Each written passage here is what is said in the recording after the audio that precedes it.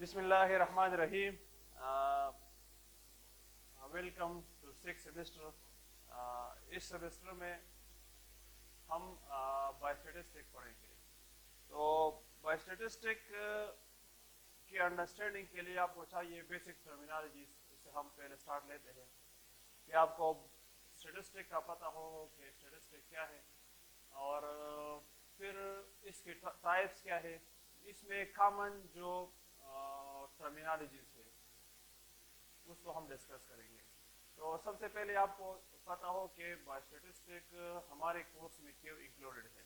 आज के लेक्चर के बाद आपको ये पता हो कि बायोस्टैटिस्टिक है क्या, इसकी टाइप्स क्या है, इसकी जो बेसिक कॉमन टर्मिनोलॉजीज इसमें यूज होते हैं, पॉपुलेशन, सैंपल, डेटा, वेरिएबल्स, ये आपको पता हो। और हम बायोस्टैटिस्टिक क्यों पढ़ रहे हैं, इसकी इम्पोर्टेंस क्या है और इसकी लिमिटेशन क्या है, इस लेक्चर के बाद आपको ये पता हो। For student demand, we will try to record this lecture because this is very tough course in BSN. So, first of all, we should know कि what is statistic. Statistic क्या है? असिमरेट कर ले।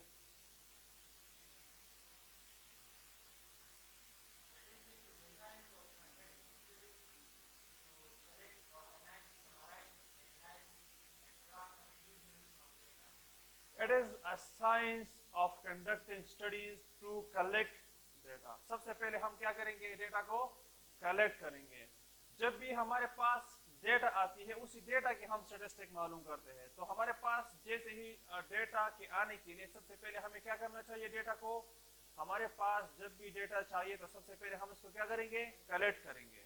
जब भी हम डेटा को कलेक्ट करेंगे उसके बाद हम इसको क्या करेंगे, ऑर्गेनाइज करेंगे। ऑर्गेनाइज के बाद इसको हम समराइज करेंगे और समराइज के बाद एनालाइज करेंगे।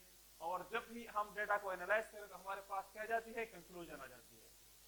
मिसाल के तौर पर इस क्लास की मैं एक वो मालूम करना चाहता हूँ, मीन एज मालूम करना चाहता हूँ कि आपकी इस क्लास की एवरेज एज क्या है।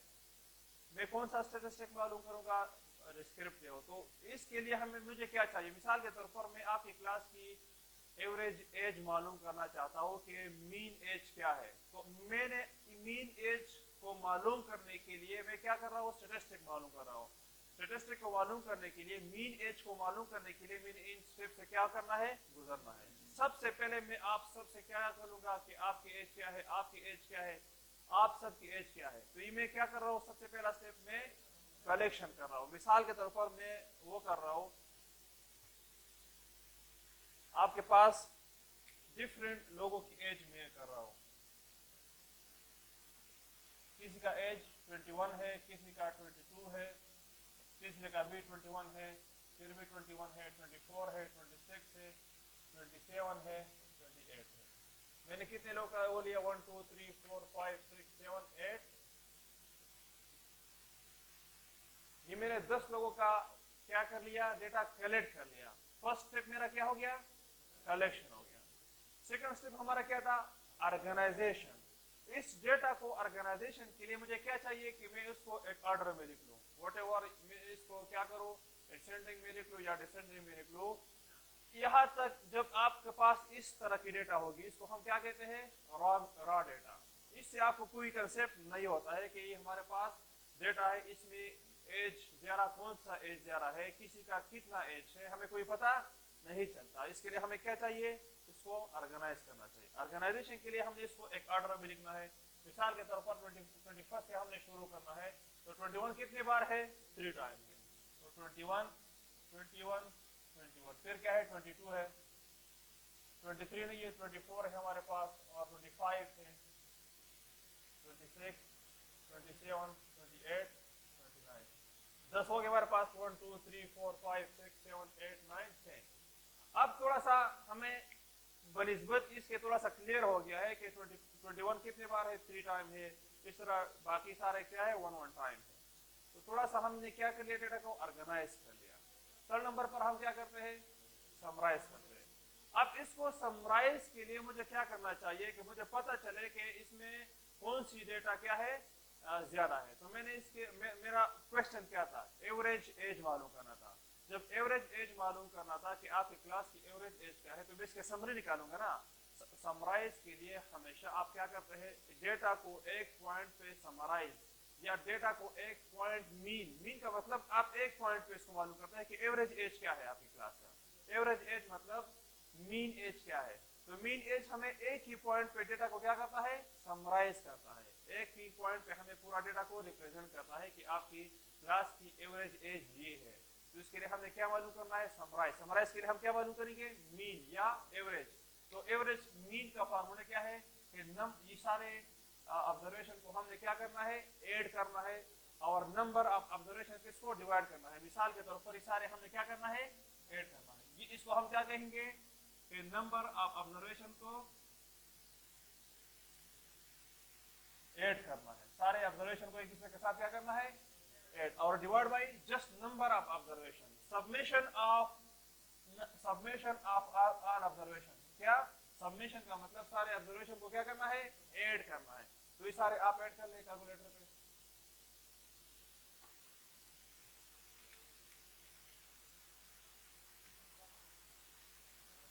सारे ऐड कर लो। एवरेज या मीन को जब भी हम मालूम करते हैं तो क्या फार्मूला होगा हमारे पास, summation of all observation divide by number of observation. तो सब्मिशन ऑफ ऑब्जर्वेशन का मतलब ये सारे ऑब्जर्वेशन को हमने एक दूसरे के साथ क्या करना है, ऐड करना है। 3 2 222 क्या है, 222 divide by number of observation. Number of observation हमारे पास क्या है, सैंपल साइज n। तो कितने हैं, 1 2 3 4 5 6 7 8 9 10 डिवाइड बाय 10। तो अगर आप इसकी कैलकुलेशन कर ले तो आपके पास 22.2 आएगा। तो ये आपने क्या कर लिया, डेटा को समराइज कर लिया। कितने स्टेप्स हमारे पास हो गए, कलेक्शन हो गया हमारे पास ऑर्गेनाइजेशन ऑफ डेटा हो गया, हमारे पास समराइजेशन ऑफ डेटा हो गया। अब हम इससे क्या करते हैं, एनालाइज करते हैं और इससे वो निकालते हैं, एक रिजल्ट निकालते हैं। तो जब भी आपकी क्लास की बात आती है तो मैं एनालाइज करूंगा कि इस क्लास की मीन एवरेज या मीन एज या एवरेज एज क्या है, 22.2। इससे मैं एक वो निकालता हूँ, एक डिसीजन निकालता हूँ। जब भी आपकी क्लास की बात आती है तो मैं ये कहूंगा कि इस क्लास की एवरेज एज क्या है, 22.2। तो इस तरह आप एक स्टैटिस्टिक को इस 3 तरीकों से आप अपनी एक रिजल्ट, एक कंक्लूजन निकाल लेते हैं। समझ रहे आप लोग। या मिसाल के तौर पर मैं ये कह दूं कि जो सेंसस हम करते हैं, पूरे पाकिस्तान के हमने सेंसस कर लिए, मर्दमशुमारी की हम बात करते हैं, वो आपके पास डिस्क्रिप्टिव स्टैटिस्टिक आता है। इसमें आप क्या मालूम करते हैं, कितने मेल है आपके पास, कितने फीमेल है, कितने यंग है, कितने बूढ़े लोग हैं, एवरेज इनकम क्या है। ये सारे आपको सिर्फ क्या बताते हैं, आप उस एक कंक्लूजन निकालते हैं। उसी सेंसस के लिए वही स्टेप्स आपने फॉलो करने हैं। सबसे पहले क्या करता है, कलेक्शन करते हैं, फिर ऑर्गेनाइज करते हैं, मेल कितने हैं, फीमेल कितने हैं, एज वाइज इसको डिवाइड करते हैं, एज ग्रुप वाइज डिवाइड करते हैं, इसको ऑर्गेनाइज करते हैं। फिर अगेन क्या करता है, समराइज करते हैं कि आपके पास टोटल पाकिस्तान में कितने मेल है और कितने फीमेल है, कितने एज ग्रुप 25 से कम है, कितने यूथ है, कितने ओल्ड एज है, लोगों की एवरेज इनकम क्या है। मिसाल के तौर पर पहले उन्होंने सबसे इनकम मालूम किया कि आपकी इनकम क्या है, आपकी इनकम क्या है। फिर इससे क्या निकाला था, एवरेज इनकम निकाला था कि पाकिस्तान में लोगों की एवरेज इनकम क्या है, लोगों की एवरेज एक्सपेंडिचर क्या है। तो ये एक पॉइंट पे क्या करता है, समराइज करते हैं, फिर उससे डिसीजन निकालते हैं, एक कंक्लूजन निकालते हैं। इसको हम क्या कहते हैं, स्टैटिस्टिक। समझ रहे आप लोग। तो स्टैटिस्टिक क्या है, the science of conducting study to collect data, organize data, summarize data, analyze data, and सबसे important आपको एक कंक्लूजन जरूर चाहिए। जब तक आप कंक्लूजन नहीं निकालते तो आपकी स्टैटिस्टिक कोई काम नहीं आएगी। आप 1000 बार इसको कलेक्ट करें, ऑर्गेनाइज करें, लेकिन आपको क्या चाहिए, कोई डिसीजन तो चाहिए। आप उस डेटा से क्या डिसीजन लेते हैं, एक कंक्लूजन चाहिए आपको। इसको हम क्या कहते हैं, मिसाल के तौर पर आपके इस कॉलेज में कितने लोग आ रहे हैं, कितने स्टूडेंट्स हैं, कितने फर्स्ट ईयर में है, कितने सेकंड ईयर में है, कितने थर्ड ईयर में, सारे आप हमारे पास क्या है, स्टैटिस्टिक। आप लोगों की जीपीए कितनी आ रही है, कितने लोग की जीपीए 3 से ऊपर है, कितनी कम है, ये सारे हमारे पास क्या है, स्टैटिस्टिक है। इन सारे एक आप मिसाल के तौर पर मैं अगर आपकी क्लास या इस कॉलेज की जीपीए मालूम करना चाहता हूँ कि कितने लोगों की जीपीए 3 से ऊपर है, मैंने इन सारे स्टेप से गुजरना है। मैंने सारे जीपीए को क्या करना है, कलेक्ट करना है कि आप कितने जीपीए है, इसका कितना जीपीए है, फिर मैंने इसको ऑर्गेनाइज करना है, फिर मैंने समराइज करना है, तो मुझे पता चलेगा कि कितने लोगों की जीपीए 3 से ऊपर है, कितने लोगों की जीपीए 3 से कम है। तो व्हाटएवर जब भी आप स्टैटिस्टिक मालूम करते हैं, आप you have to follow all these steps. ये हमारे पास स्टैटिस्टिक है और हम पढ़ क्या रहे हैं, बायोस्टैटिस्टिक। सो जब आप स्टैटिस्टिक को कहां पर अप्लाई करते हैं, बायोलॉजिकल और मेडिकल साइंस, तो फिर हम इसको क्या कहते हैं, बायोस्टैटिस्टिक। मिसाल के तौर पर अगर हम डिजीज की स्टैटिस्टिक की बात करें, हम ट्रीटमेंट की बात करें कि कितना कौन सा ट्रीटमेंट इफेक्टिव है, कौन सा नहीं है, कौन सी ड्रग्स इफेक्टिव है, कौन सी नहीं है, कौन सी नर्सिंग इंटरवेंशन इफेक्टिव है, कौन सी नहीं है, तो हम कौन सी किस चीज की बात करेंगे, बायोस्टैटिस्टिक की बात। Simple is it. आप स्टैटिस्टिक को जब biological, medical, health related field में आप उसको अप्लाई करते हैं, तो हम क्या कहते हैं, बायोस्टैटिस्टिक। क्लियर हो गया आपको?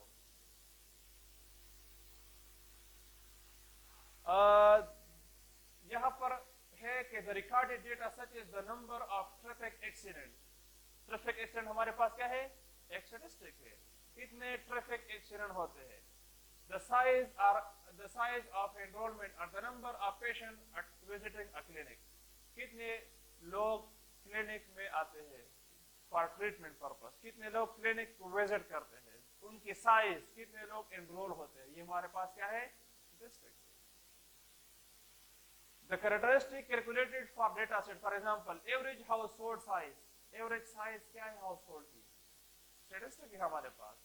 और एवरेज हमें कैसा पता चला है, हमने सारे हाउसहोल्ड की डेटा कलेक्ट किया है, इसको फिर ऑर्गेनाइज किया है और फिर इसके समराइज करके हमारे पास क्या है, एवरेज आ गया। प्रेवलेंस ऑफ स्मोकिंग, कितने लोग स्मोकिंग करते हैं, हमने लोगों से डेटा कलेक्ट किया है, वही चीज हमने कलेक्शन किया, ऑर्गेनाइजेशन किया, हमें पता चला कि स्मोकिंग कितने लोग स्मोकिंग करते हैं, इसकी प्रेवलेंस रेट क्या है। इन्फेंट मोर्टेलिटी रेट, इन्फेंट कितने इन्फेंट पैदा होते हैं और कितने इन्फेंट फिर सर्वाइव करते हैं और कितने इन्फेंट डेथ होते हैं, ये सारे हम क्या करते हैं, कलेक्शन करते हैं, इसको ऑर्गेनाइज करते हैं। एट द एंड हमें पता चलता है कि इसमें मोर्टेलिटी रेट क्या है। Crude death rate, immunization coverage among children under 5 and percent use of safe water, whatever जितनी भी इवेंट्स आप करते हैं, हेल्थ रिलेटेड इवेंट्स आप देखते हैं, वो सारे इवेंट्स में जब आप एक डिसीजन या कंक्लूजन निकालते हैं, मिसाल के तौर पर हमने कहा है कि percent use of water, safe water कितने परसेंट लोग यूज करते हैं, परसेंट हमने मालूम किया है। इस परसेंट को मालूम करने के लिए हमने वही स्टैटिस्टिक के सारे स्टेप्स को क्या किया है, फॉलो किया है। तो आपको जब कंक्लूजन मिला है कि मिसाल के तौर पर 50% लोग सेफ वाटर यूज करते हैं, 50% लोग सेफ वाटर यूज नहीं कर रहे, ये आपको डायरेक्ट पता नहीं चलता, इसलिए आपने क्या मालूम किया है, सारे स्टेप्स को किया है, लोगों से डेटा कलेक्ट किया है, फिर उसको ऑर्गेनाइज किया है, फिर उसको एनालाइज किया है, तो आपका एंड में पता चला है कि आपने कितने परसेंट लोग आपके पास सेफ वाटर यूज कर रहे हैं, कितने परसेंट लोग सेफ वाटर यूज नहीं कर रहे। क्लियर है सबको? स्टेटिस्टिक क्लियर हो गया आपको? स्टेटिस्टिक सबसे पहले मैं इसकी लिमिटेशन आपको पढ़ाता हूँ, इंपॉर्टेंस बाद में पढ़ाता हूँ कि इसकी लिमिटेशन क्या है। हर चीज की लिमिटेशन होती या नहीं होती है? हाँ, तो इसकी लिमिटेशन क्या है, इसको पढ़ ले आप जाकिर।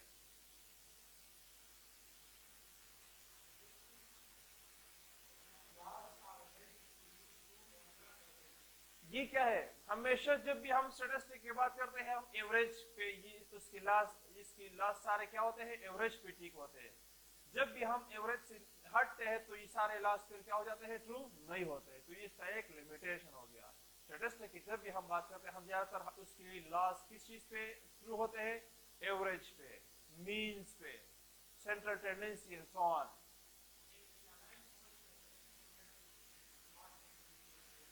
ये हमेशा ग्रुप्स को वो करते हैं, एनालाइज करते हैं, जब मैं आप लोगों से डेटा लेता हूँ, पूरे क्लास से डेटा लेता हूँ, तो इट्स मीन मैं आपकी पूरी क्लास के डेटा को एनालाइज करूंगा, एक इंडिविजुअल का डेटा मैं एनालाइज नहीं कर सकता हूँ। So this is also one of the limitation के स्टैटिस्टिक्स ऑलवेज क्या करते हैं आपके लिए, जो डेटा आपने कलेक्ट किया है या ग्रुप डेटा हमेशा क्या करते हैं, एनालाइज करते हैं। इंडिविजुअल डेटा को अक्सर क्या करता है, मिस करता है। आप इंडिविजुअल पे फोकस नहीं कर सके। This is also one of the limitation of statistics. आप सैंपल पे वो डिसीजन लेते हैं कि इस सैंपल से रिजल्ट क्या है। तो अगर सैंपलिंग एरर है या व्हाटएवर एस्टिमेशन एरर है या व्हाटएवर और टाइप ऑफ सिस्टमैटिक एरर है, तो आपकी रिजल्ट क्या हो सकती है, खराब हो सकती है। और इससे इंपॉर्टेंट चीज ये है कि स्टैटिस्टिक्स हमेशा क्वांटिटेटिव में अप्लाई होती है, क्वालिटेटिव में आप अप्लाई नहीं कर सकते, और वो भी एक लिमिटेशन है। पांचवा लिमिटेशन जिसमें मेंशन नहीं है वो ये भी है कि स्टैटिस्टिक के लिए अच्छे एक्सपर्ट चाहिए, साउंड एक्सपेरिमेंटल लोग चाहिए कि वो स्टैटिस्टिक को अप्लाई करे। अगर थोड़ा सा भी वो एक्सपर्ट नहीं है उस फील्ड में, तो बहुत सारी एरर के चांसेस है। तो दैट्स व्हाई फिर आपके स्टैटिस्टिक बेनिफिट्स की बजाय क्या देगा, आपको लिमिटेशन देगा। ये है कि ये हमेशा एवरेज पे डिपेंड करता है। सेकंड नंबर पर ये ग्रुप पीपल पे डिपेंड करता है, इंडिविजुअल को मिस करता है। थर्ड नंबर पर सैम्पलिंग एरर की वजह से भी इसके रिजल्ट खराब हो सकते हैं। फोर्थ नंबर इसके लिए एक्सपर्ट चाहिए, अगर एक्सपर्ट नहीं है तो फिर आपके स्टैटिस्टिक किसी काम नहीं है। पांचवा नंबर पर यह है कि ये only applied in quantitative data. कहां पर अप्लाई होता है, क्वांटिटेटिव। तो ये पांच इसकी लिमिटेशन है, 3 आर मेंशन हियर, और 2 मैंने आपको वर्बली बता दिए। तो अगर सैम्पलिंग एरर है, मिसाल के तौर पर मैं एग्जांपल आपकी मैं BSN 6 सेमेस्टर पे स्टडी करना चाहता हूँ। BSN 6 सेमेस्टर पे अगर मैं स्टडी करना चाहता हूँ तो इट इज इम्पॉसिबल फॉर मी के सारे पाकिस्तान के कॉलेज 6 सेमेस्टर के स्टूडेंट से डेटा कलेक्ट करूँ। मैं चंद 2-3 कॉलेजेस की स्टडी सैंपल लूंगा। तो अगर ये सैंपल मैंने सही ले लिया, सैंपलिंग के अपने टेक्निक से हम आगे पढ़ेंगे। अगर हमने अगर ये सैंपल जो मैंने लिया है, अगर ये पॉपुलेशन को अपनी जो सारे पाकिस्तान के कॉलेजेस के 6 सेमेस्टर के स्टूडेंट को अगर रिप्रेजेंट नहीं कर रहा है, इट्स मीन ये मेरा क्या है, सैंपलिंग एरर है। तो मैं इस फाइंडिंग को पूरे 6 सेमेस्टर के स्टूडेंट से अप्लाई नहीं कर सकता, क्योंकि मैंने सैंपलिंग में क्या किया है, एरर किया है। मैं तो ये कहूंगा कि इसका रिजल्ट ये बताता है, लेकिन वो रिजल्ट कभी अपने पॉपुलेशन को रिप्रेजेंट नहीं करेगी। या मैं आपको ये बताता हूँ, आपके क्लास में मिसाल के तौर पर, जस्ट फॉर एग्जांपल, आपके क्लास में 100 स्टूडेंट हैं। उस 100 स्टूडेंट पे एक रिसर्च करने के लिए मैं 20 लोगों से डेटा कलेक्ट करता हूँ, और वो 20 लोग अगर आपके 100 लोगों को सही रिप्रेजेंट नहीं कर रहा है, तो ये मेरे पास क्या है, सैंपलिंग एरर है। सैंपलिंग सही सैंपल लेने के लिए अपने टेक्निक्स होते हैं, आगे हम पढ़ेंगे। सैंपलिंग उसके टाइप्स होते हैं कि प्रोबेबिलिटी, ट्रू सैंपल, वही सैंपल जो अपने पॉपुलेशन को रिप्रेजेंट करेगा, वो कौन सी टेक्निक से आप सैंपलिंग करेंगे, उसकी कौन सी टाइप जो कि आपके पॉपुलेशन को ट्रू रिप्रेजेंट करता है, कौन सी सैंपलिंग टाइप आपकी पॉपुलेशन को ट्रू रिप्रेजेंट नहीं कर रहा होता है। तो जब भी एक सैंपल आपकी पॉपुलेशन को ट्रू रिप्रेजेंट नहीं कर रहा होता है, तो ये आपके पास क्या होता है, सैंपलिंग एरर होता है। क्लियर हो गया?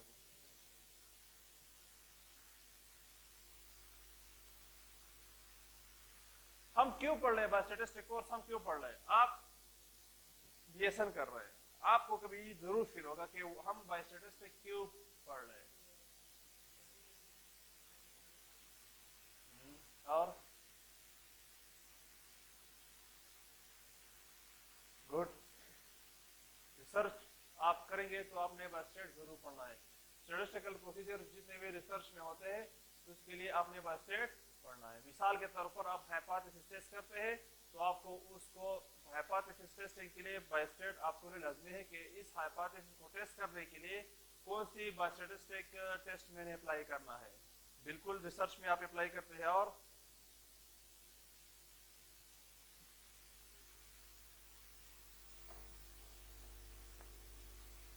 कोई भी स्टैटिस्टिकल प्रोसीजर आप करते हैं अपने BSN कोर्स में, रिसर्च में आप अप्लाई कर सकते हैं।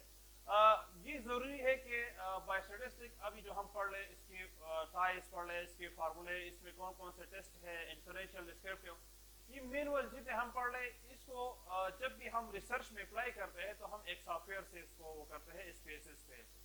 लेकिन जरूर आप अपने रिसर्च चीजों को स्पेसेस पे पुट कर सकते हैं, लेकिन बेसिक कंसेप्ट के लिए अपने बायोस्टेट को क्या करना है, पढ़ना है।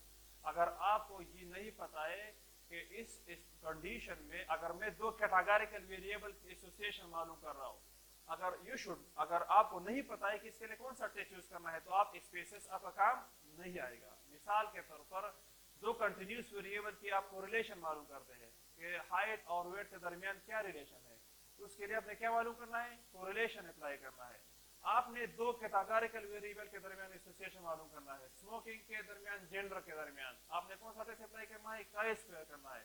आपने मीन की डिफरेंस मालूम करने हैं कि इसकी मीन डिफरेंस क्या है, आपने टी टेस्ट अप्लाई करना है।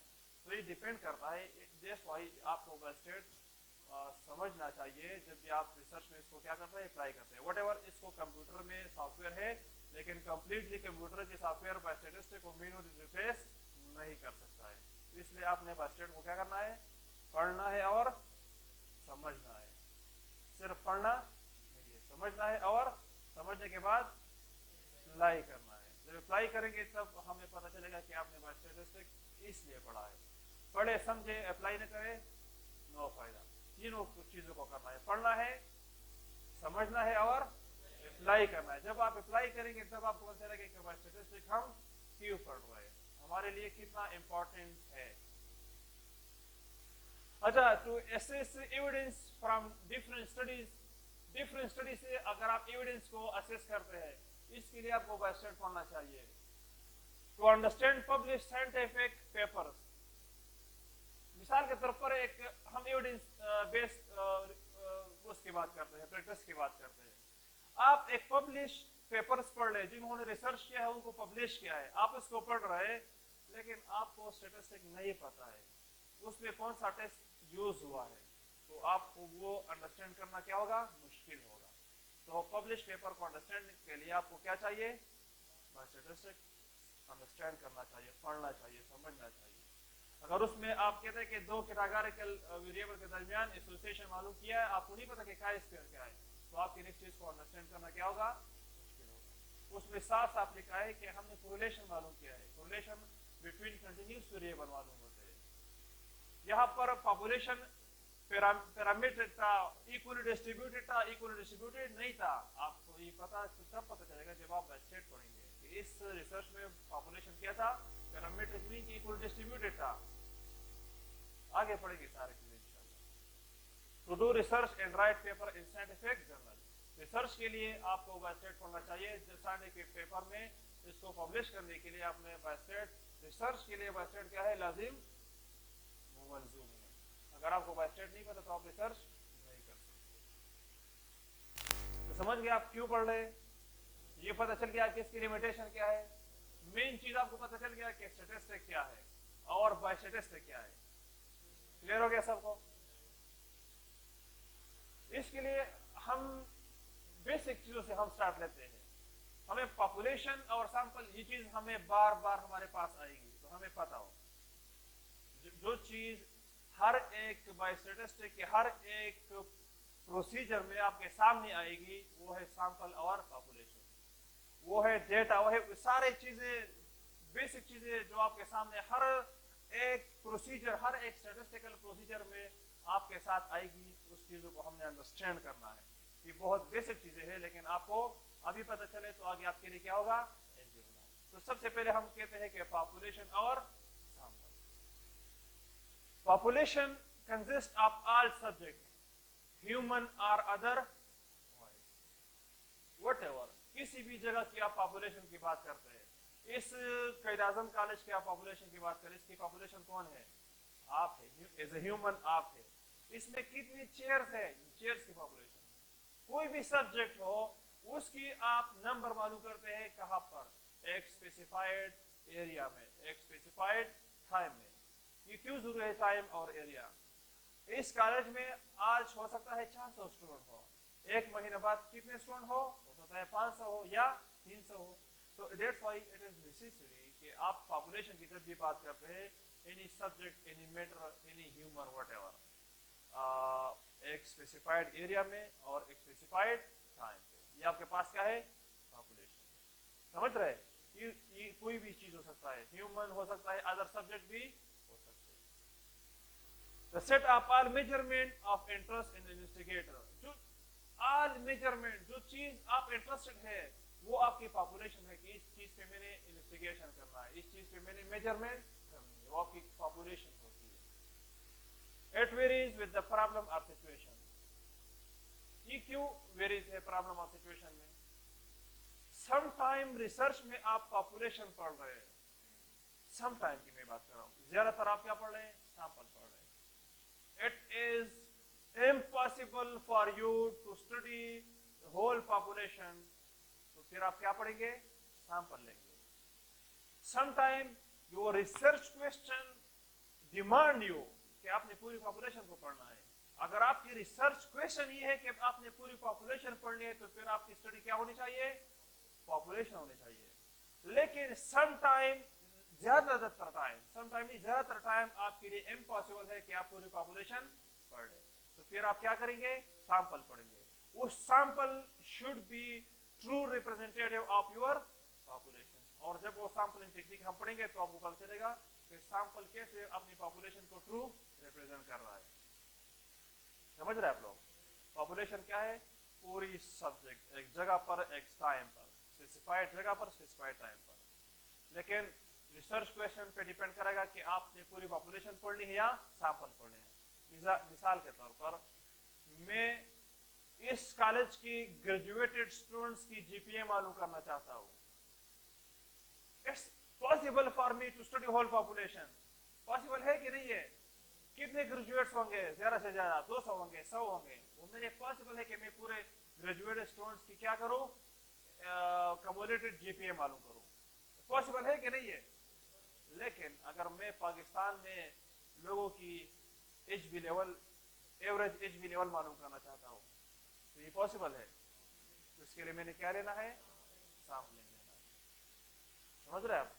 कब पॉपुलेशन पढ़नी है, कब सैंपल। ज्यादातर हमने सैंपल लेना है, सम कंडीशन में आप पॉपुलेशन को पढ़ लेते हैं, लेकिन वो आपकी रिसर्च क्वेश्चन पे डिपेंड करता है। अगर रिसर्च क्वेश्चन है कि what is the average cumulative GPA of graduated students, research question आपसे डिमांड करता है कि you should study whole population. लेकिन अगर आप सारे बीएसएन स्टूडेंट की जीपीए मालूम करना चाहते हैं, फिर आप सारे बीएसएन स्टूडेंट से डेटा कलेक्ट कर सकते हैं? It's not possible for you. पूरे पाकिस्तान के लोगों की एचबी मालूम करना चाहते हैं, इट्स इम्पॉसिबल फॉर यू। या आप वुमेन की एचबी, एवरेज एचबी मालूम करना चाहता है, स्टिल इम्पॉसिबल फॉर यू। फिर आप क्या लेंगे? सैंपल लेंगे। आपके पास पॉपुलेशन होती है, एक टारगेट पॉपुलेशन, एक स्टडी पॉपुलेशन और एक सैंपल होती है। जो लोग, मिसाल के तौर पर, मैं ये देखना चाहता हूं कि 20 और 30 ईयर्स के दरमियान लोगों की HB level, average HB level क्या है, कि कौन से लोगों की? 20 साल से लेकर 30 साल तक। 20 साल से लेकर 30 साल तक की वुमेन की मैं बात करता हूं। चले, वही वुमेन जो 20 और 30 साल के दरमियान हो, इनकी एवरेज एचबी क्या है? मैं अगर इनकी एवरेज एज भी मालूम करता हूं, तो 20 से लेकर 30 साल तक जो औरतें हैं, ये मेरा कौन सा पॉपुलेशन है? टारगेटेड पॉपुलेशन है। अब it is impossible for me to collect data from whole this whole group, impossible है तो सारे पॉपुलेशन से डेटा कलेक्ट करना। तो मेरा स्टडी पॉपुलेशन क्या होगा? एक महसूस सिटीज को मैं वो करूंगा कि मैंने इतना डेटा कराची से लेना है, इतना मैंने लाहौर से लेना है, इतना मैंने पेशावर से लेना है। तो ये सिटीज मेरे क्या हो गए? Women between 20 and 30 in these cities are my study population. लेकिन इट्स इम्पॉसिबल फॉर मी कि पेशावर के सारे लोगों से डेटा कलेक्ट करूं 20 और 30 के दरमियान वुमेन से। कराची के मैंने क्या करना है? इधर मैंने 100 लोगों से करना है, उधर मैंने 100 लोगों से करना है, उधर 100 लोगों से करना है, इस तरह मैंने 500 लोगों से डेटा कलेक्ट करना है। तो 500 मेरे क्या हो गए? सैंपल हो गए। क्लियर हो गया आपको? Target population, study population and sample. ये सैंपल आपको, sample should represent your whole population. तब आप अपनी फाइंडिंग को जनरलाइज कर सकते हैं। मिसाल के तौर पर, इन 500 लोगों की आपने एज भी मालूम कर लिया, 20 और 30 ईयर्स के दरमियान जो औरतें हैं, अगर आपने इक्वली कराची से लिया है, आपने Peshawar, Quetta, Lahore and some major city से लिया है, ये आपकी पूरी। हम सैंपल और पॉपुलेशन की बात कर रहे थे। सम टाइम हम पूरी पॉपुलेशन को पढ़ते हैं, सम टाइम हम सैंपल पढ़ते हैं। ये इनके एग्जांपल है। मिसाल के तौर पर monthly income of house hold in Pakistan, हमारे पास क्या है, पॉपुलेशन है कि पूरे पाकिस्तान की एक हाउस होल्ड की मंथली इनकम क्या है। तो इट्स मीन हम पूरे पाकिस्तान के मंथली इनकम की बात करें, हमारे पास क्या है, पॉपुलेशन है। इसके सैंपल हमारे पास क्या होगी, इफ इट इज हमारे पास इम्पॉसिबल है कि हम पूरे पाकिस्तान की monthly income of house hold मालूम करें, तो हम क्या करेंगे, नीचे एग्जांपल ऑफ सैंपल पे आ जाए। A survey of 1000 households taken from all part of the Pakistan to assess their monthly। हम 1000 पाकिस्तान के डिफरेंट एरिया से हाउस होल्ड की इनकम को क्या करेंगे, मालूम करेंगे। उस बेस पे हम डिसीजन लेंगे कि monthly income of house hold in Pakistan. तो 1000 आप पढ़ सकते हैं और सारे पाकिस्तान की हाउस होल्ड की मंथली इनकम आप नहीं कर सकते। सेकंड नंबर पर है कि house hold in Karachi who have death at least one family member in past 1 year, वही घराने जिसमें एक डेथ हुआ है एक फैमिली मेंबर का एक पिछले 1 साल में। तो ये आपके लिए पॉसिबल नहीं है कि सारे फैमिलीज के पास जाए और जिन जिन के पास डेथ हुआ है उसे डेटा कलेक्ट करें। आप क्या करेंगे, अ survey of 500 household conducted in Karachi to know whether they to have death at least one family member in past 1 year। पूरी कराची की निस्बत आप 500 लोगों से जरूर डेटा कर सकते हैं, पूरे कराची के हाउस होल्ड से डेटा कलेक्ट नहीं कर सकते। थर्ड नंबर पर है all patient came to certain clinic in the year 2004 में टीबी के पेशेंट कितने आए हैं। थर्ड नंबर है number of TB patient in Pakistan, Pakistan में टीबी के कितने पेशेंट हैं। सारे आपके लिए मालूम करना क्या है, पॉसिबल नहीं है। आप क्या करेंगे, a survey of 2500 TB patient conducted at different TB clinic in Pakistan। अगर आप पूरे पाकिस्तान की ट्यूबरकुलोसिस पेशेंट पे रिसर्च करना चाहते हैं तो it is impossible for you. आपने 2500 सैंपल लिया है, आप जो कि पूरे पाकिस्तान के ट्यूबरकुलोसिस पेशेंट को क्या करेंगे, रिप्रेजेंट करेंगे। All patient came to certain clinic in the year 2004। कितने पेशेंट आते हैं, इट्स इम्पॉसिबल फॉर यू। आप इसके लिए क्या करते हैं कि इस क्लिनिक में कितने आते हैं, इस सिटी में के क्लिनिक में कितने आते हैं, फिर आप उसको क्या करते हैं, एक डिसीजन लेते हैं उससे पॉपुलेशन के लिए। तो ये मैंने ऑलरेडी एक्सप्लेन किया है कि आपके लिए पॉपुलेशन समटाइम पूरी पॉपुलेशन को पढ़ना क्या है, डेटा पूरी पॉपुलेशन से डेटा कलेक्ट करना पॉसिबल नहीं है। इस तरह एक कंडीशन है, लेकिन बास कंडीशन में आपके लिए पूरी पॉपुलेशन को पढ़ना क्या है, लाजमी है। कौन सी कंडीशन में आप पूरी पॉपुलेशन को पढ़ेंगे, जब आपकी रिसर्च क्वेश्चन आपसे डिमांड करेंगे। समझ रहे आप लोग कि मिसाल के तौर पर मैं ये कहूँ कि इन 3 कॉलेजेस की ग्रेजुएटिंग स्टूडेंट्स की जीपीए हमें मालूम करना है, तो इट्स पॉसिबल फॉर मी कि 3 कॉलेजेस के मेरे स्टूडेंट से डेटा कलेक्ट करो। कितने स्टूडेंट होंगे, बमुश्किल 300 होंगे।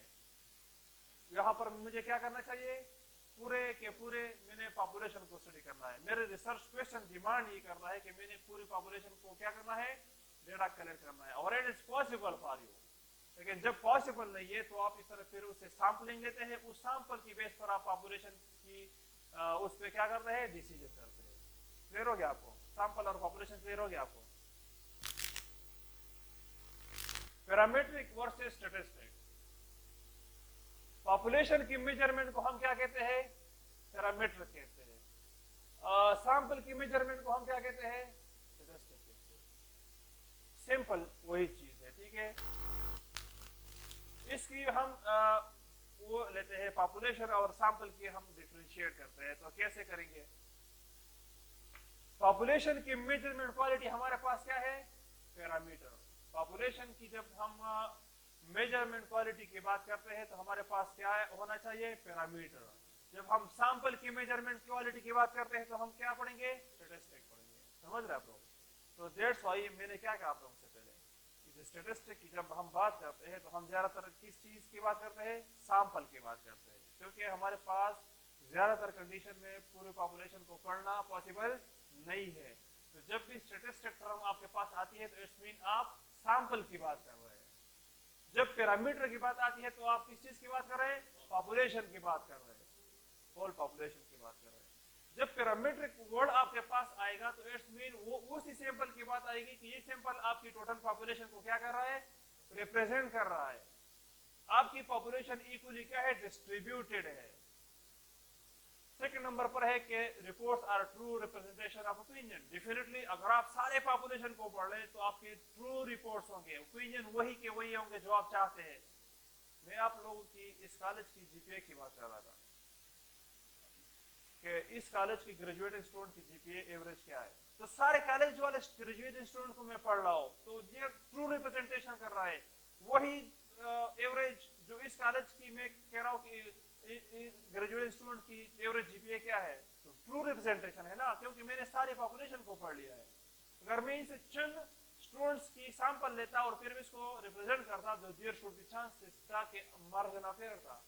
हम एरर जब भी हम सैंपल लेते हैं, स्टैटिस्टिक करते हैं, तो हमारे पास कॉन्फिडेंस इंटरवल होती है कि हम इतने % कॉन्फिडेंस है कि ये रिजल्ट ये आएगा। हम 95% कॉन्फिडेंस है, हम 90% कॉन्फिडेंस है, या हम 99% कॉन्फिडेंस है। अगर हम 90% कॉन्फिडेंस है तो 10% हमारे पास क्या है? मार्जिन एरर है। हम 95% कॉन्फिडेंस है तो हमारे पास एरर कितने % है? 5 है। हम 99% है तो वो 1%। तो हमेशा आपके पास स्टैटिस्टिक में या सैंपल में क्या होगा? मार्जिन ऑफ एरर होगा। पॉपुलेशन में मार्जिन ऑफ एरर नहीं होगा, लेकिन आप पूरी पॉपुलेशन को पढ़ रहे हैं। कॉन्फिडेंस इंटरवल आपके पास होगा 95% होगा, 90 होगा या 99 होगा। और contain all member of specified group, population की बात करें ऑल मेंबर आप पढ़ ले, सारे के सारे लोग पढ़ ले, लेकिन यहाँ पर आप क्या पढ़ ले? सबसेट पढ़ ले। तो उस पॉपुलेशन का एक सेट पढ़ ले। तो समझ रहे आप लोग? फर्क समझ गया आपको?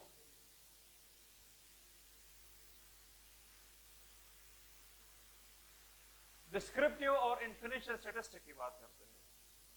डिस्क्रिप्टिव स्टैटिस्टिक और इन्फिनिशियल स्टैटिस्टिक क्या है? समझ आता है आप लोगों को? जब हम एक डेटा को जस्ट डिस्क्राइब कर रहे हैं,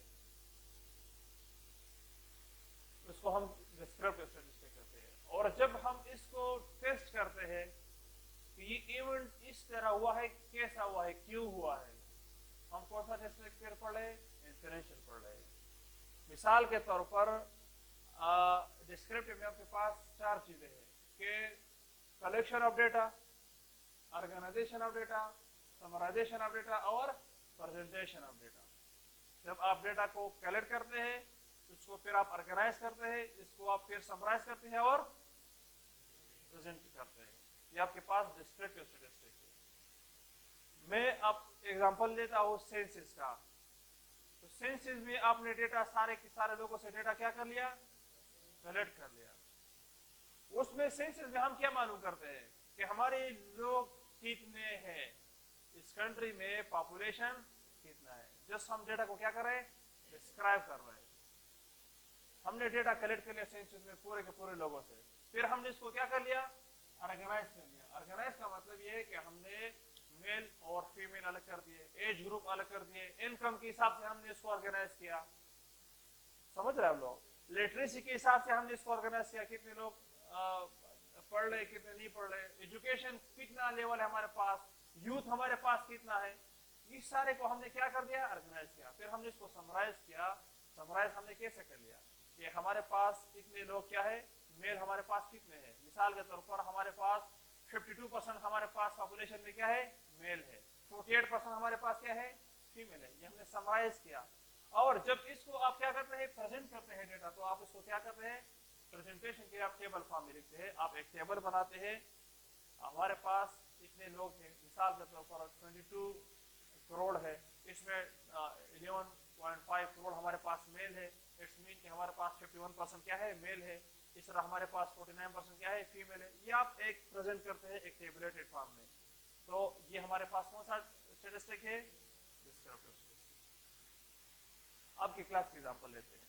आपकी क्लास में मैं ये मालूम करता हूँ, मैं ये चाहता हूँ कि यहाँ पर सऊदी के लोग कितने हैं और सऊदी से बाहर के लोग कितने हैं। जैसे सऊदी से कितने स्टूडेंट है और आउट डिस्ट्रिक्ट कितने हैं। समझ रहे मैं क्या कह रहा हूँ? मैं आप सबसे पूछूंगा कि आप कहाँ से, आपके डिस्ट्रिक्ट का है। मैंने आपको एक फॉर्म दे दिया, सवाबी या आउट ऑफ सवाबी, समझ रहे आप लोग? आपने टेक कर लिया, ये मैंने कौन सा स्टेप कर लिया, कलेक्शन कर लिया। मैंने ऑर्गेनाइज कर लिया कि सवाबी वाले और अलग अलग उस फॉर्म को अलग अलग मैंने रख दिया। फिर मैंने समराइज किया। समराइज का मकसद क्या है कि कितने परसेंट लोग डिस्ट्रिक्ट सवाबी से है और कितने परसेंट लोग आउट डिस्ट्रिक्ट से। फिर मैं इसको प्रेजेंट करता हूँ टेबुलेटेड फॉर्म में। मैं इस तरह प्रेजेंट करूंगा कि ये सवाबी और आउट डिस्ट्रिक्ट। इसमें मिसाल के तौर पर 27 लोग आपके क्लास में डिस्ट्रिक्ट सवाबी से है और 23 आउट। मैं इसको मैंने जस्ट नंबर में लिख दिया। मैं इसके परसेंटेज लिखना चाहता हूँ तो डेफिनेटली हमारे पास क्या है, 52% है। कितने परसेंट है? और ये हमारे पास 54% है। मिसाल के तौर पर ये हमारे पास क्या है, 46% है। समझ रहे आप लोग? ये मैं चीजों को क्या कर रहा हूँ, इजी कर रहा हूँ आप लोगों के लिए। फिर सवाबी में कितने मेल है कितने फीमेल है, और आपके लिए क्या हो जाएगा, इजी हो जाएगा। जब आप इसको प्रेजेंट करते हैं तो डेफिनेटली आपने इसको चार्ट टेबल में प्रेजेंट करना है। तो जो लोग इसको पढ़ रहे हैं वो डायरेक्टली पिक करेंगे कि कितने परसेंट लोग आपके क्लास में सवाबी से है, कितने परसेंट लोग आपके क्लास में सवाबी से नहीं है। आपने इधर लिख दिया एक फर्स्ट नंबर सवाबी से है, सेकंड नंबर पर पेशावर, इस तरह लिख दिया कि पढ़ने वाले को समझ आएगा नहीं। फॉर अंडरस्टैंडिंग आपने क्या करना है, डेटा को प्रेजेंट करना है। और जब आप प्रेजेंट करेंगे तो आपने इसको इस तरीके से प्रेजेंट करना है कि जो लोग इसको पढ़ ले वो अंडरस्टैंड करें। और अंडरस्टैंडिंग के लिए आपने इसको कौन सी फॉर्म में प्रेजेंट करना है, टेबुलेटेड फॉर्म में। समझ रहे आप लोग? तो ये आपके पास कौन सा स्टैटिस्टिक हो गया, डिस्क्रिप्टिव। जब आप सिर्फ डेटा को कलेक्ट करते हैं, इसको ऑर्गेनाइज करते हैं, समराइज करते हैं और प्रेजेंट करते हैं। मैंने ये कहा कि हमारे पास मर्दशुमारी में इतने लोग हैं, इसमें मेल इतने हैं, इसमें फीमेल इतने हैं। एवरेज इनकम हमारे हाउस होल्ड इनकम इतना है, इतने परसेंट लोग एजुकेटेड है, इतने परसेंट लोग इम्यूनाइज्ड है, इतने परसेंट लोग इम्यूनाइज्ड नहीं है। ये सारे मेरे पास क्या आ गया, डिस्क्रिप्टिव स्टैटिस्टिक आ गया। कौन सा स्टैटिस्टिक आ गया? अब हम बात करते हैं इन्फ्रेंशियल स्टैटिस्टिक। ये डिस्क्रिप्टिव स्टैटिस्टिक आपके बहुत इजी है, इन्फ्रेंशियल स्टैटिस्टिक आपका बहुत लेंथी है और इन्फ्रेंशियल स्टैटिस्टिक बहुत इंपॉर्टेंट भी है।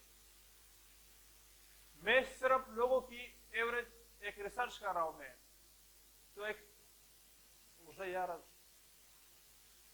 रिसर्च में कर रहा हूं। मिसाल के तौर पर लोगों की मैं एज और मैं आप लोगों की ये मालूम करना चाहता हूं कि आपके क्लास में लोग जितना पढ़ते हैं, कितने घंटे पढ़ते हैं, उसके जीपीए कितने आते हैं।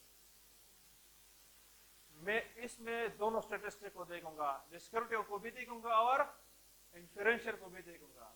मैं जरूर आप लोगों की क्लास में से ये पूछूंगा कि आपकी एज क्या है, आप कहां से है, आप हॉस्टलाइज्ड है या नहीं है। ये सारे मेरा डेमोग्राफिक डेटा है। डेमोग्राफिक डेटा को जब मैं प्रेजेंट करूंगा, जिस तरह मैंने अभी बता दिया, वो मैं कौन से स्टैटिस्टिक से करूंगा, डिस्क्रिप्टिव। आप कितने परसेंट लोग आपकी क्लास की हॉस्टलाइज्ड है, कितने परसेंट लोग हॉस्टलाइज्ड नहीं है, कितने डिस्ट्रिक्ट सवाबी से है, कितने आउट डिस्ट्रिक्ट से है। आप लोगों की क्लास की एज ग्रुप क्या है, 20 और 25 के दरमियान कितने हैं, 25-30 के दरमियान, एंड सो ऑन। ये सारे मैं प्रेजेंट करूंगा कौन से स्टैटिस्टिक से, लेकिन मैं अब मालूम कर रहा हूं असल जो मेरा पर्पस है रिसर्च का, कि जो लोग स्टडी आवर ज्यादा करते हैं, मेरा एज अ रिसर्चर मेरा हाइपोथेसिस है कि जो लोग ज्यादा पढ़ते हैं उसके जीपीए क्या आएगा, जो लोग स्टडी आवर ज्यादा करते हैं उसके जीपीए ज्यादा आएगा। मैं उसको टेस्ट कर रहा हूं। जब मैं टेस्ट करता हूं इन दोनों वेरिएबल्स को, तो मैं कौन सा स्टैटिस्टिक कर रहा हूं, इन्फ्रेंशियल कर रहा हूं। और मैं आपकी क्लास से मैंने सैंपल लिया है, उस सैंपल की बेस पर मैं किस चीज की डिसीजन कर रहा हूं, पॉपुलेशन की कर रहा हूं। ऑलरेडी मैंने क्लियर कर दिया कि स्टैटिस्टिक की जब बात आती है तो हम किस चीज को पढ़ रहे हैं, सैंपल को पढ़ रहे हैं। ज्यादातर हम क्या पढ़ रहे होते हैं, सैंपल पढ़ रहे हैं। So inferential statistics is something consists of generalizing from sample to population. Generalizing from sample to population. Sample की बेस पर हम पॉपुलेशन की डिसीजन लेते हैं।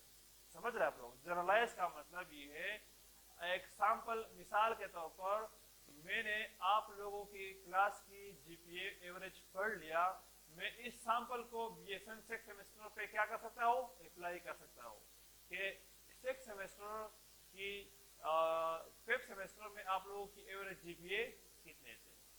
तो मैंने आप लोगों की जो पढ़ लिया डिफरेंट कॉलेज से मैंने पढ़ लिया 6-7 कॉलेज से मैंने सैंपल लिया था।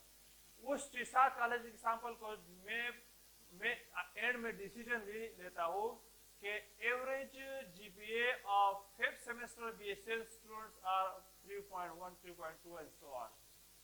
तो मैं क्या कर रहा हूँ, मैं average GPA of 5th semester पढ़ रहा हूँ। मेरा डिसीजन पॉइंट क्या है, average GPA of 5th semester. 5th semester मेरे पास क्या गया, 5th semester BSL student population आ गया। और मैंने स्टडी कौन सी चीज की है, सैंपल में स्टडी की है। तो इन्फ्रेंशियल स्टैटिस्टिक्स में आप सैंपल को पढ़ते हैं और उसको जनरलाइज करते हैं पूरे पॉपुलेशन में। सेकंड नंबर पर है परफॉर्मिंग एस्टिमेशन। परफॉर्मिंग एस्टिमेशन मतलब ये है कि आई एम 95% कॉन्फिडेंट कि आप लोगों की जीपीए 3.1 और 3.2 के दरमियान आएगा।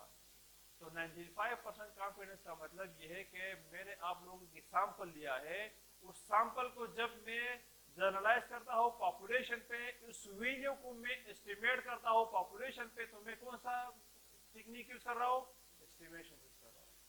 I am 95% confident that 5th semester student will take GPA ranging estimation 2 type से होती है, एक पॉइंट होती है और एक इंटरवल होती है। मैं एक पॉइंट पे बात करता हूँ कि average GPA 5th semester student का आई एम 95% कॉन्फिडेंट कि एवरेज जीपीए कितना आएगा, 3.2 आएगा। ये मेरा पॉइंट एस्टिमेट हो गया। मैं इंटरवल एस्टिमेट की बात कर रहा हूँ, तो आई एम 95% कॉन्फिडेंट कि आप लोगों का 5th सेमेस्टर की स्टूडेंट की जीपीए क्या आएगा, 3.1 से लेकर 3.7 तक आएगा। एंड हाइपोथेसिस टेस्ट करते हैं हम लोग, जिस तरह मैंने टेस्ट कर दिया आपसे कि मैं एवरेज स्टडी आवर्स को जीपीए के साथ क्या करूंगा, टेस्ट करूंगा। ये मैं कौन सा क्या करता हूँ, हाइपोथेसिस टेस्ट करता हूँ। मिसाल के तौर पर मैं ये कहता हूँ कि मैंने पूरे पाकिस्तान की वुमेन की एचबी लेवल मालूम करना है, तो पूरे पाकिस्तान की वुमेन से मैं डेटा लूंगा, नहीं सैंपल लूंगा ना। उस सैंपल को मैंने फिर क्या करना है, टेस्ट करना है। मैं ये कहता हूं कि पूरे पाकिस्तान की पॉपुलेशन की एचबी लेवल क्या है, एवरेज एचबी लेवल क्या है, 16 है। मेरा सैंपल कह रहा है कि एवरेज एचबी लेवल क्या है, 15 है। मैंने टेस्ट करना है, मेरे क्या करना है, टेस्ट करना है। यहाँ पर मेरे डिफरेंट टेस्ट यूज करने हैं। यहाँ पर डिपेंड करता है आपकी डेटा पे, आपकी सिचुएशन पे, आपने कौन सी टेस्ट अप्लाई करना है। ये सारे हम आगे क्या करेंगे, पढ़ेंगे। तो जब टेस्ट हाइपोथेसिस टेस्ट की बात आती है, जब जनरलाइजेशन की बात आती है, जब आपकी एस्टिमेशन की बात आती है, और जब आप क्या करते हैं, रिलेशनशिप अमंग वेरिएबल, दो वेरिएबल के दरमियान रिलेशन क्या है, दो वेरिएबल के दरमियान कोरिलेशन क्या है, दो वेरिएबल के दरमियान एसोसिएशन क्या है, सारी चीजें आपको स्टेप बाय स्टेप क्या हो जाएंगे, क्लियर हो जाएंगे। तो और मेकिंग प्रेडिक्शन, और जब हम प्रेडिक्ट करते हैं, प्रेडिक्शन का क्या मतलब है, हमने रिसर्च कर लिया कि जो लोग ओबीज है उनमें हार्ट डिजीज की चांसेस क्या है, ज्यादा है। तो जब भी हम नेक्स्ट ओबीज लोग देखते हैं तो हम डायरेक्टली प्रेडिक्ट कर सकते हैं on the basis of inferential statistic कि इस बंदे इन एज ग्रुप में जो लोग ओबीज है इनमें हार्ट डिजीज के चांसेस क्या है, ज्यादा है। जो लोग स्मोक करते हैं लंग कैंसर के चांसेस क्या है, ज्यादा है। ये कौन सा स्टैटिस्टिक की हम बात कर रहे हैं, इन्फ्रेंशियल स्टैटिस्टिक की बात। ये बहुत लेंथी है, इसमें मेन दो चीजें हम फोकस करते हैं। क्या करते हैं, एस्टिमेशन पढ़ेंगे हम और हाइपोथेसिस टेस्टिंग। ये आपके पास टू वर्ड्स नहीं है, ये एक बड़ी क्या है, दुनिया है। समझ रहे आप लोग। इन्फ्रेंशियल स्टैटिस्टिक में हम एस्टिमेशन पढ़ेंगे और हम हाइपोथेसिस टेस्टिंग पढ़ेंगे, आप याद रख लें अभी से। और इन तरीकों से फिर हम क्या करते हैं, इसके रिलेशन मालूम करते हैं, प्रेडिक्शन करते हैं, एंड सो ऑन हम डिसीजन लेते हैं। और डिस्क्रिप्टिव में जस्ट हम क्या करते हैं, एक डेटा को जस्ट प्रेजेंट करते हैं, जस्ट डिस्क्राइब करते हैं, करेक्शन के बाद जस्ट इसको ऑर्गेनाइज करते हैं और उसको समराइज करते हैं। फर्क समझ आ गया आपको, डिस्क्रिप्टिव स्टैटिस्टिक और इन्फ्रेंशियल स्टैटिस्टिक समझ आ गया।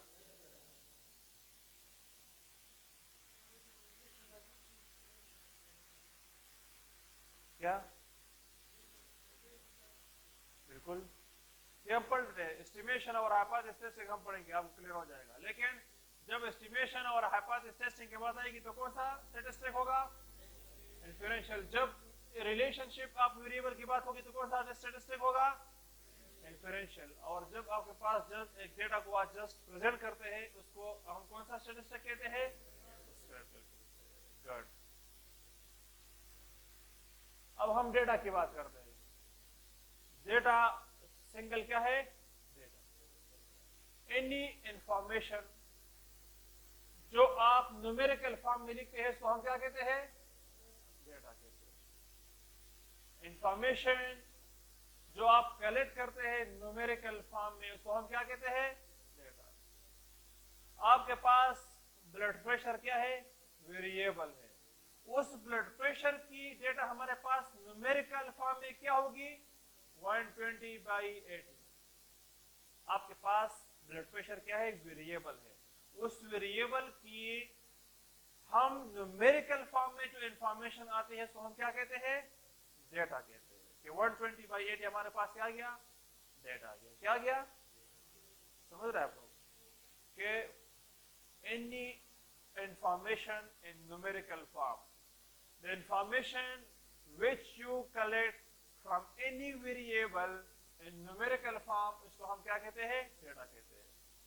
डेटा अर्थ value, measurement, observation, date, variable, एज्यूम। किसी भी वेरिएबल की मेजरमेंट एज्यूम करते हैं इसको हम क्या कहते हैं? डेटा कहते हैं। मिसाल के तौर पर आपके पास ब्लड प्रेशर क्या है? वेरिएबल है। 120/80 इसका क्या है? डेटा है। इसमें कोई मुश्किल है? क्लियर हो गया सबको? आदिल,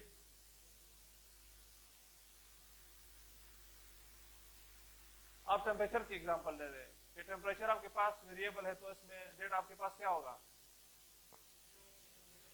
37 सेंटीग्रेड, 98 फ़ारेनहाइट, ये उस वेरिएबल की क्या है? डेटा है। अब हमारे पास डेटा कलेक्शन कहां से आती है? आप कहां से डेटा को कलेक्ट करते हैं? एक होता है सोर्सेज ऑफ डेटा। आप डेटा की सोर्सेज क्या है और एक आप कलेक्ट कैसे करते हैं। समझ रहे हैं? मैं दोनों चीजों को एक्सप्लेन करता हूं। डेटा को आप कहां से, what are the sources of data collection, कहां से आप डेटा को करते हैं? कलेक्ट करते हैं। तो आप नेचुरल ऑब्जर्वेशन करते हैं, जहां पर भी आप ऑब्जर्वेशन करते हैं किसी भी चीज की आपके पास डेटा आती है। Go out into the field and observe phenomena, people, animal, जो चीज आप ऑब्जर्व करते हैं आपके पास उससे क्या आ सकती है? डेटा आ सकती है। And if possible without interfering with the phenomena itself, without interfering आप क्या कर सकते हैं? डेटा को कलेक्ट कर सकते हैं। सर्वे से आप डेटा को कलेक्ट कर सकते हैं। जहां पर भी आप एक सर्वे करते हैं तो आप उस पे भी डेटा कलेक्ट कर सकते हैं। थर्ड नंबर पर आप केस रिपोर्ट, अगर एक चीज को अनयूजुअल इंडिविजुअल को आप स्टडी करते हैं तो आपके पास भी डेटा आती है। और अगर आप कोई एक्सपेरिमेंट करते हैं तो डेफिनेटली आपके पास उससे भी क्या आ सकती है? डेटा आ सकती है। अब मेन चीज क्या है कि डेटा के सोर्सेज दो टाइप्स की होती है। एक होता है प्राइमरी और एक होता है सेकेंडरी। प्राइमरी डेटा वही होती है जो आप खुद कलेक्ट करें। मैं आप लोगों से अभी कोई भी क्वेश्चनर फिल करवाता हूं जिनमें कौन सा डेटा कर रहा हूं? प्राइमरी डेटा कर रहा हूं। मैं खुद इस डेटा को आप लोगों से क्या कर रहा हूं? कलेक्ट कर रहा हूं। या आप लोगों से मैं इंटरव्यू लेता हूं, आप लोगों से मैं रिटन फॉर्म में लेता हूं, आपका नाम, एज, व्हाटएवर, सो ऑन। मैं खुद एक काम करता हूं, इसको हम कौन से डेटा कहेंगे? प्राइमरी। अब मैं इस कॉलेज की फाइल पढ़े हैं, आप इसमें आप लोगों की नाम, आप लोगों की एज, फोन नंबर, वो सारे लिखे होते हैं। मैं वही से डेटा कलेक्ट करता हूं तो ये कौन सा डेटा होगा? सेकेंडरी डेटा होगा। जो इंफॉर्मेशन आप खुद कलेक्ट करते हैं और उसको हम प्राइमरी डेटा कहते हैं। जो आप दूसरे सोर्सेज से लेते हैं उसको हम क्या कहते हैं? सेकेंडरी कहते हैं। कौन सा डेटा अच्छा रहता है? प्राइमरी अच्छा रहता है। इसमें आपके पास जो चीज आप चाहते हैं वही होता है। मिसाल के तौर पर मैं आप लोगों से यही चाहता हूं कि आप लोगों को सिर्फ नाम और एज मुझे चाहिए, एज क्या है, तो मैं सिर्फ वही टू द पॉइंट चीज आपसे पूछूंगा ना, और मैं आपसे डिटेल में पूछ सकता हूँ। मैं वही डॉक्यूमेंट से आपकी डेटा लेता हूँ तो उसमें सारी चीजें होंगे।